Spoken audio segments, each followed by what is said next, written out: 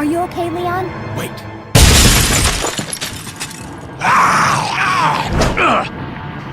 Ya es hora de aplastar.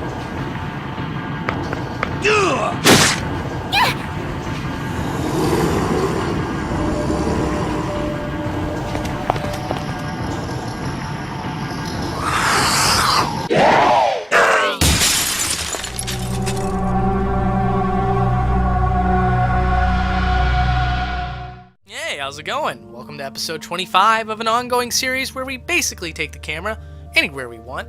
We try to find secrets and new discoveries to some of our favorite games. And with that said, let's get going. So we start our plucky adventure inside the car ride. And if you remember well, most of this scene takes place inside the car with close-up shots of Leon in the two red shirts. Which begs the question, what's outside the car? And it turns out there's actually a pretty large environment. One that you would never be able to see, but the developers actually made a long stretch of road for the car to drive down. And how about that one scene where the guy relieves himself? Is there anything there? Well, thankfully no. But there's actually a lot of hand gesture animation that's out of shot, which is pretty surprising to me. Typically if they do something like that, they want to keep it in. Now if you're a little disappointed because you wanted something a little more risque, don't worry you little pervert, I got you covered.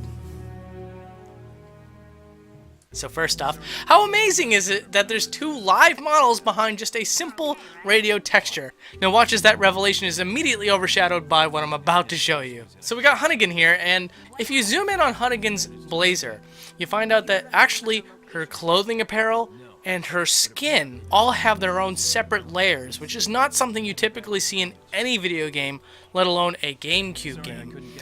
But oddly enough, the game designers at one point intended for Hunnigan to at least take off her blazer. Now beyond that, I don't know. I can't imagine they want her to take off her blouse, but she actually has skin from her shoulder down to her breast length minus the nipple area. I feel super uncomfortable telling you guys this, but I must go on.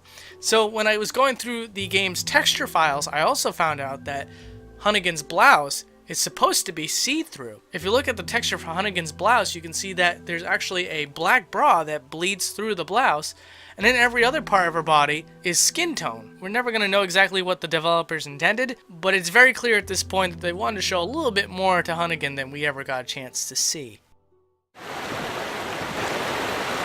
Not that way, cowboy. Well, to that I say, pioneers blaze trails and yeehaw, you jerk. So anyways, what is beyond the bridge? Well, there's not much more to it. The reason why they have a tree texture right at the start of the bridge is because, well, once you get past the tree line, you find out that there's actually not much more to the map. They actually did hide a trail fence back here, but beyond that, there's really not much else.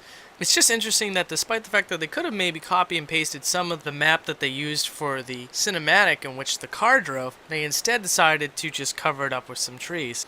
And I can only imagine that they went with this route to improve performance.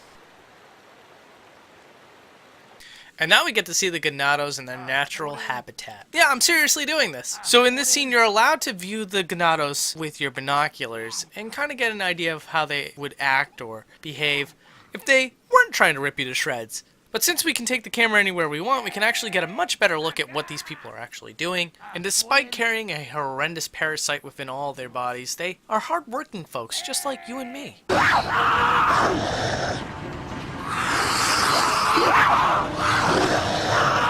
Here's the very first appearance of El Gigante. And one thing that you learn very quickly with the behind the scenes of Resident Evil 4 is that when anything's off camera, it's very likely that the developers actually don't have a model there. We've covered a lot of games on Boundary Break, and it's not unusual that when a character model is in a scene, or is likely going to come up in a scene, they preload it into the game. But for Resident Evil 4, these models appear out of nowhere, and they will just disappear in and out of scenes. It's kind of unusual. They have a cave troll. So as some of you die-hard Resident Evil fans may know, when you encounter El Gigante for the second time, you actually do have a chance of escaping him and getting through the door in that narrow pathway. And what many of you may not know is that he actually breaks the boundaries and destroys any house that you go into. Now the game did intend for you to see this if you thought you were being smart, but I thought it'd be really cool to get an eagle's eye view of when he actually breaks down these objects. So next up is the briefcase, and the briefcase actually gave me a lot of surprises. For one thing, I actually had no idea that all these objects were actually 3D models. I always just assumed that they were 2D. And also just as neat is that the briefcase is also fully rendered. Now you might have been able to make that guess because when you open up the menu, even though it opens up into the item inventory, you do get to see the briefcase briefly open. Oh god, I said brief with briefcase. So one tip that I got from my Twitter pen pal Swankybox is that in almost every single room, if not every room, there's a dump of ammo and healing items in every area. Now it's not hard at all to explain why this is the case. What's very obvious is that the developers put these in place so that they could debug the game easily and test things like picking up ammo or just having the ammo for the scenario. No.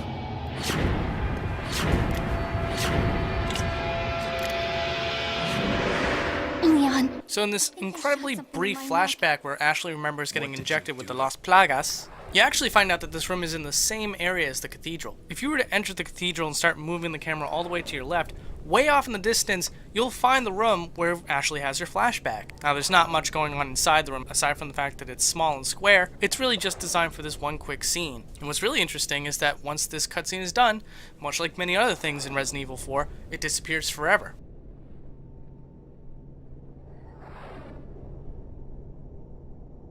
Oh, I love these. We got ourselves another low poly Peach moment. So in this case, the game wanted to have a mob of villagers. Now the problem is that the horsepower for the Nintendo GameCube is not so great. I mean, it was really impressive for its time, but if you want a mob, good luck. So what the developers of Resident Evil 4 did to make this work was to obviously take advantage of the GameCube's low resolution, stick a lot of people in the back, and the ones that are in the back are the ones that have pretty much Nintendo 64 graphics for bodies and faces. Now again, this is one of those scenes where it cuts around really quickly, so I had to put it in slow motion just so we can have a little bit of breathing room and actually admire or laugh at these characters. Okay, so now we're going to look at the castle, and to no one's surprise, there's really not much to the castle. It does a really great job making you think there's a giant castle there, but as soon as you move the camera outside the player's view, you can already start to see that there's missing walls, and even the back of the castle isn't modeled. It's just a flat texture to represent a castle. In fact, the closest you ever get to the castle, which is right now, is even less assembled than the version of the castle that's from the first time you see it, which is far away. You know, at least with this version, there's a lot more geometry to it.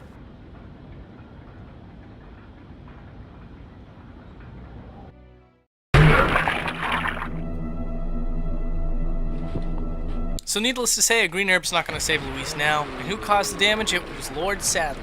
And throughout most of the scene, you don't actually get to see Lord Sadler use his scorpion tail. So what does it look like on the other end? Well, you can at least see when the tail ends, but of course it's not connected to Sadler whatsoever. If it were, he'd be going through the floor. It's incredibly interesting to see where it does end up, especially because the position is different every time the camera angle changes.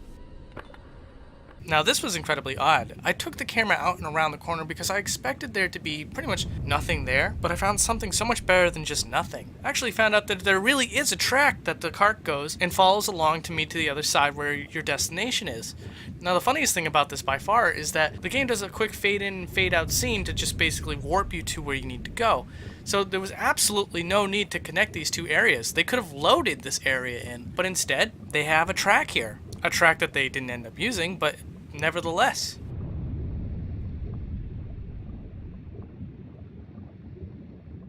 I was going to leave these two scenes out because there's actually just a lot to show, but I was just too amused by this. So this narrow cave that has some dropping weights is pretty intimidating, and it's actually really interesting looking when you take the camera outside that hallway and you look at it from the side. It's amazing how intricate and how much is going on all at once. And what's that dome off in the distance? Well, I'm very glad that I asked that question, because what it turned out to be was a simulated sky. So when you get to that area of the game, you look up and you see the sky moving around, which indicates that you're going to be taking an elevator back to the surface. But from the outside, it's a dome. And just in general, it's amazing to me how much is going on in Resident Evil 4, even when you're standing in a room so insignificant. Because even then, you might find out that there's actually a lot going on in the background.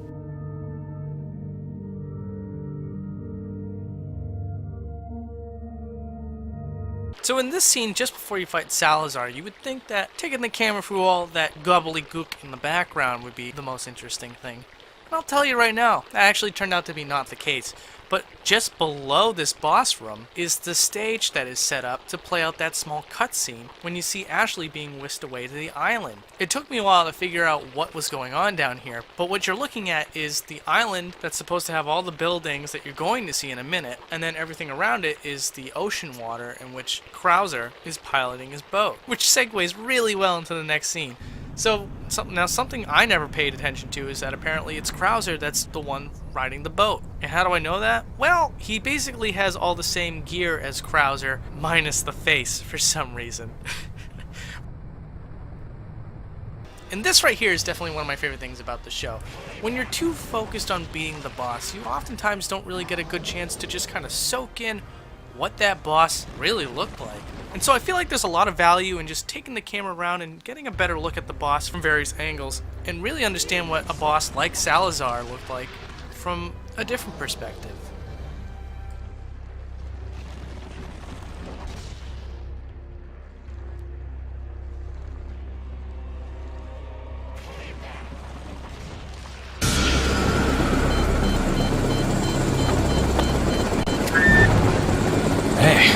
It's about time. Sorry, bad traffic. I'll cover you. Mike is totally the man. But there's something a little odd about Mike. Now, Mike doesn't actually show up in the cockpit in very many scenes. In fact, I only counted 2 total. But when he was in that scene, I found something very strange. If you zoom the camera up to Mike's face, you can see that Mike actually has yellow eyes. Now, there's only one other character that I can think of that has yellow eyes. And if you're at the very least a casual Resident Evil fan, you'd know that the most famous character with yellow eyes is Wesker. Why, I just don't get why they gave him yellow eyes. That's so strange. And I thought I'd end this episode out with a zoom out and sweeping shot of the area where you fight Krauser. It's incredible how much they put into this game. And if I were to include as many landscapes as beautiful as this one, this episode would have gone on for at least 40 minutes. Absolutely incredible.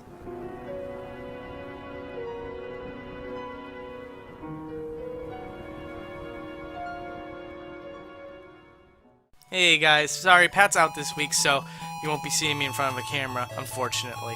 But thank you so much for watching. I think this turned out to be one of my favorite episodes. So the 2 contestants for the poll this week is going to be Wii Sports, once again, versus Sonic Adventure 2. I definitely wanted to do both of those games, so I can't wait to see who ends up on top. And if you're new to my channel, check out my playlist. I actually have a lot of games that I covered, so maybe you'll find another one that you grew up enjoying. Anyway guys, have a happy Halloween, stay safe, and have some fun. I'll catch you later.